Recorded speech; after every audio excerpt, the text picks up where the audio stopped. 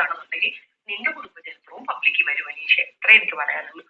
Warning ആണേ, warning ആണേ, warning ആണ്. ചെക്ക് വാണിംഗ് ആണ്, ചെക്ക്. എനിക്കിട്ട് ചെക്ക് വെച്ചിരിക്കുകയാണ്.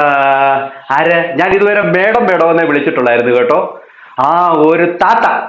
എല്ലാവരും പറയും ഇവര് തൊരുത്താത്തയാണെന്ന്. പിന്നെ പലരും പറയുന്നത് കേട്ടു മുള്ളു താത്തയാണെന്ന്, മുള്ളിങ് താവട്ട. അങ്ങനെ പലരും പറയുന്നുണ്ട്. എന്തായാലും അവരെ കുറിച്ച് പറയാം. എന്തായാലും എന്റെ ജാതകമൊക്കെ എടുക്കാനായിട്ട് ഇവർ തയ്യാറായിട്ടിരിക്കുകയാണ്. ഞാൻ എന്നും പോയി നോക്കും ഇവരുടെ വീഡിയോയിൽ എന്റെ ജാതകം വല്ലതും കിട്ടിയിട്ടുണ്ടോ. കാരണം ഇനി എന്റെ ജാതകം എടുത്തിട്ട് ഇനിയും വല്ല ആലോചനയ്ക്ക് വല്ലതും ആണെന്ന് തോന്നുന്നു.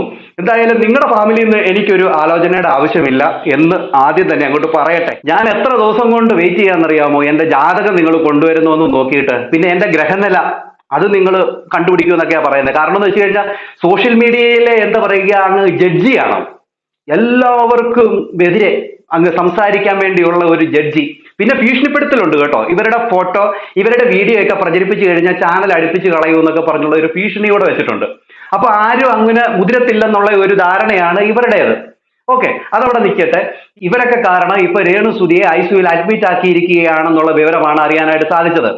ഈ പറയുന്ന സ്ത്രീ കഴിഞ്ഞ ദിവസം വന്ന് ഇവർ ക്യാൻസർ രോഗികൾ എന്ന് പറയുന്ന കുറെ പേരുടെ ഫോൺ കോളുകൾ പുറത്തുവിട്ടിട്ട് ഇവർ പറയുന്നു അവർക്കൊന്നും ഇത്രയും രൂപ ആയിട്ടില്ല. രേണു പറയുന്നത് കള്ളമാണ്. രേണു ഈ കാണിക്കുന്നത് മുടിയൊക്കെ മുറിച്ച് കളഞ്ഞ് മുടിയൊക്കെ മുട്ടയടിച്ചിരിക്കുന്നതൊക്കെ ഫേക്കാണ് എന്നൊക്കെ പറഞ്ഞുകൊണ്ടാണ് ഇവർ പ്രചരിപ്പിക്കുന്നത്. അത് മാത്രവുമല്ല, ഈ പറയുന്ന രേണുവിന്റെ സഹോദരി കാണിച്ച ബില്ല് പോലും ഫേക്കാണ് എന്ന രീതിയിലാണ് പ്രചരിപ്പിച്ചുകൊണ്ടിരിക്കുന്നത്. ഇവർ മാത്രമല്ല, കുറെ പേരുണ്ട് ഇതിന്റെ പിന്നിൽ. ഓക്കെ, അങ്ങനെ പ്രചരിപ്പിച്ച് ഈ പറയുന്ന രേണുവിനെ പിന്നെയും കൊണ്ടുവന്ന് ആ സ്ത്രീ ഇപ്പൊ ജീവന് വേണ്ടി മല്ലിട്ടുകൊണ്ട് നിൽക്കുകയാണ്. അത്രമാത്രം രോഗത്തിന്റെ അവസ്ഥയുടെ മൂർധന്യ അവസ്ഥയിലൂടെ കടന്നു പോകുകയാണ് ആ സ്ത്രീ ഇപ്പോ, ഈ രേണു. ഞാനും മുമ്പ് പറഞ്ഞിട്ടുണ്ട്, ഞാൻ അവരുടെ തെറ്റുകൾ കണ്ടപ്പോൾ അന്ന് വിമർശിച്ചിട്ടുള്ള ഒരാളാണ്. പിന്നെ എല്ലാവരും ഇപ്പൊ പറയുന്നത് ഞാൻ മലക്കം മറിഞ്ഞു. ആണടാ, ഞാൻ മലക്കം മറിഞ്ഞു, അങ്ങനെ തന്നെ വിചാരിച്ചു. പിന്നെ ഞാൻ 10 ലക്ഷം രൂപ മേടിച്ചു എന്ന് പറഞ്ഞുകൊണ്ട് ഞാൻ കമന്റ് ഇട്ടിട്ടുണ്ടായിരുന്നു. അതായത് എന്നോട് ചോദിച്ചു എത്ര നിനക്ക് കിട്ടി, രേണു എത്ര തന്നു, ബിഷപ്പ് എത്ര തന്നു എന്നൊക്കെ പറഞ്ഞുകൊണ്ട് കമന്റ് ഇട്ടിട്ടുണ്ടായിരുന്നു. അപ്പൊ ഞാൻ പറഞ്ഞു ബിഷപ്പ് എനിക്ക് 1 കോടി, അതോടൊപ്പം തന്നെ രേണു എനിക്ക് 10 ലക്ഷം രൂപ തന്നു എന്ന് പറഞ്ഞ് ഞാൻ തമാശ ഇട്ടപ്പോൾ അത് ഞാൻ 10 ലക്ഷം രൂപ മേടിച്ചു എന്ന രീതിയിലാക്കി. അവരൊരു മരുന്ന് മേടിക്കാൻ വേണ്ടി കഷ്ടപ്പെടുന്ന അവരാണ് എനിക്ക് 10 ലക്ഷം രൂപ തന്നിട്ട് അവരിപ്പം മരുന്നിന് വേണ്ടി യൂട്യൂബിൽ വീഡിയോ ഇട്ടുകൊണ്ടിരിക്കുന്നത്. ഓരോ കീമോയ്ക്കും അവർക്ക് ആവശ്യമുള്ളത് 2 ലക്ഷം രൂപയാണ്. ഞാൻ കാണിച്ചിരുന്നു കഴിഞ്ഞ ദിവസം ആ മരുന്നിന്റെ ബില്ല് സഹിതം പൂർണ്ണരൂപം കാണിച്ചിരുന്നു. വേണമെങ്കിൽ ഇവിടെ വെക്കാം. കാരണം എന്ന് വെച്ച് കഴിഞ്ഞാൽ നമ്മൾ ഈ വീഡിയോ ഇടുമ്പോൾ ആരുടെ അടുത്ത് എത്തത്തില്ല. റിപ്പോർട്ടടിയാണ്, റിപ്പോർട്ടടി. അടിച്ചോ അടിച്ചോ അടിച്ചോ, നിങ്ങൾ റിപ്പോർട്ട് അടിച്ചോ. ഈ വീഡിയോ കണ്ട് ഈ പറയുന്ന സത്യാവസ്ഥകൾ ജനങ്ങളിൽ എത്തണമെന്ന് നിങ്ങൾക്ക് ആഗ്രഹമുണ്ടെങ്കിൽ, ആരെങ്കിലും എന്റെ വീഡിയോ കാണുന്നുണ്ടെങ്കിൽ വീഡിയോ ഷെയർ ചെയ്യാനും അതോടൊപ്പം തന്നെ ഹൈപ്പ് ചെയ്യാനും മറക്കരുത്. കാരണം ഇതിന്റെ പിന്നിൽ ഒരു അജണ്ട നടക്കുന്നുണ്ട്. ഈ രേണുവിന്റെ ഈ രോഗവിവരങ്ങളുടെ സത്യാവസ്ഥ പുറം ലോകം അറിയരുത്, അവരെ ഇപ്പോഴും ക്രൂശിക്കണം എന്ന രീതിയിൽ നടക്കുന്ന കുറെ എണ്ണമുണ്ട്. അതുകൊണ്ട് തന്നെ ഞാൻ ഈ കാണിക്കുന്ന ഇത് കണ്ടോ, ഇത് നിങ്ങൾ കണ്ടു നോക്ക്. അവിടെ രേണുസുതിയുടെ ചേച്ചി ആ മരുന്നിന്റെ ആ ഒരു ഇതുണ്ടായിരുന്നല്ലോ, ബില്ലിന്റെ സൈഡിൽ പിടിച്ചതുകൊണ്ട് അത് എഡിറ്റ് ചെയ്തിരിക്കുകയാണ് എന്നുള്ള രീതിയിലൊക്കെ പറഞ്ഞിരുന്നു. എന്നാൽ അങ്ങനെയല്ല. ഈ മരുന്നിന് 2,56,57,000 രൂപയോളം വിലയുണ്ട്.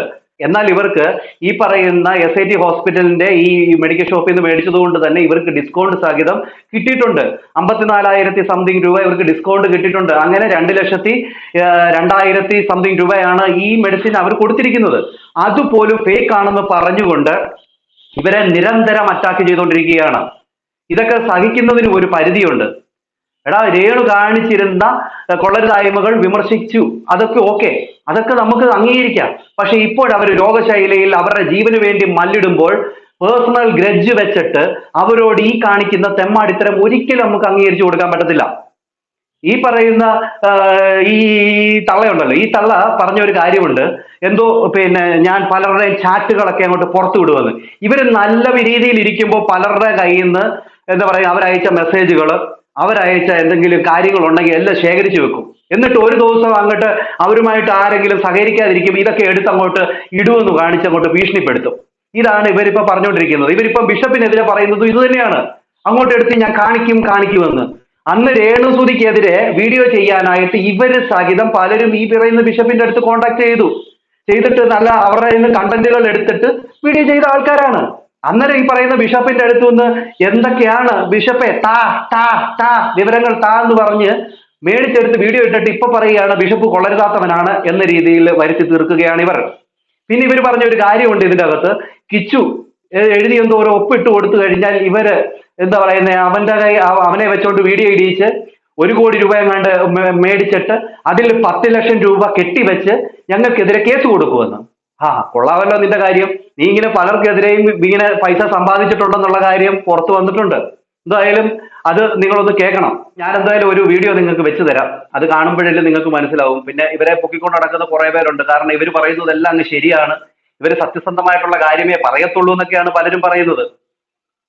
നിങ്ങൾ ഈ രേണുവിന്റെ കുറ്റം കേൾക്കാൻ വേണ്ടി ഇവരെ പൊക്കിക്കൊണ്ട് നടക്കുന്നത് അത്ര നല്ല കാര്യമായിട്ട് എനിക്ക് തോന്നുന്നില്ല. എന്തായാലും കേട്ടു നോക്കാം.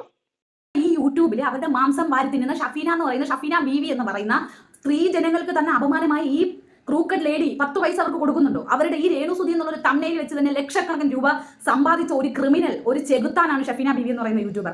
അവർ 10 പൈസ രേണുവിന് ഒരു ഹെൽപ്പ് എന്ന് പറഞ്ഞ് ചെയ്യുന്നുണ്ടോ? ഈ പറഞ്ഞ ആരെങ്കിലും രേണുവിനെ ഉപയോഗിച്ച് സമ്പാദിച്ച ആരെങ്കിലും 10 പൈസ ആ സ്ത്രീക്ക് കൊടുക്കുന്നുണ്ടോ? പിന്നെ നിങ്ങളുടെയൊക്കെ കഴപ്പ് എന്താണ്? എനിക്ക് സത്യമായിട്ടും ഞാൻ ഈ ഒരു വീഡിയോ ചെയ്യുന്നതിന്റെ പേരിൽ എനിക്കിപ്പം ഞാൻ തെറി ഉപയോഗിച്ചു അല്ലെങ്കിൽ തെറി വിളിച്ചു എന്ത് പറഞ്ഞിരുന്നാൽ തന്നെ ഇരിക്കട്ടെ, മനസാക്ഷി എന്നൊരു സാധനം. കുറെ പേര് വന്ന് കമന്റ് ഇടുന്ന ഇവിടെ ചത്തില്ലേ, ഇവള് ചാവാറായില്ലേ, ഇവൾ ഇന്ന് ചാവും നാളെ ചാവും എന്ന് പറഞ്ഞ് കിടക്കും.